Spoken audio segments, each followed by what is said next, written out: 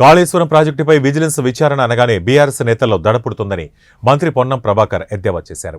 ఈ సందర్భంగా కరీంనగర్లో ఏర్పాటు చేసిన సమావేశంలో ఆయన మాట్లాడుతూ 1,00,000 కోట్లతో నిర్మించిన ప్రాజెక్టు 9 నెలలు కూడా పనిచేయలేదని మంత్రి విమర్శించారు.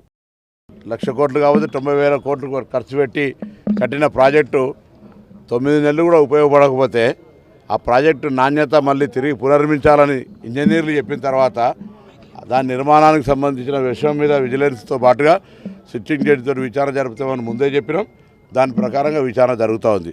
దీనికి విచారణకు సంబంధించి తెలంగాణకు సంబంధించిన ఇంజనీర్లు కావచ్చు, ఇతరత్ర ఆ యొక్క ప్రాజెక్టుకు సంబంధించిన తప్పులు అంశాలు ఏమైనా ఉంటే ఆ విజిలెన్స్ అధికారులకు సమాచారం ఇవ్వని కూడా కోరుతా ఉన్నాం. మాజీ పార్లమెంట్ సభ్యుడు వినోద్రావు గారు ఏదో మాట్లాడుతూ ఉన్నారు.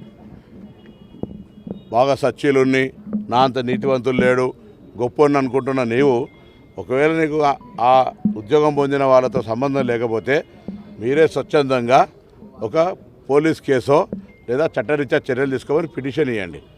అది మీ సచ్చీలతకు మేము కనీసం పడుతుంది. ఊరికైనా వాళ్ళతో కౌంటర్ కాదు. ఈ విధంగా ఉద్యోగం పొందిన వాళ్ళు ఎవరున్నా దొంగదారిన నిరుద్యోగుల జీవితాలతో పొట్టలు కొట్టి ఎటువంటి పరీక్షలు కానీ ఎటువంటి పద్ధతి లేకుండా దొంగదారి నియామకం పొందిన వాళ్ళందరినీ వెంటనే ఉద్యోగాలు వదిలిపోండి. న్యాయంగా అర్హత ఉండి మీరు కూడా పరీక్ష రాసి ఉద్యోగం పొందితే మాకు అభ్యంతరం లేదు.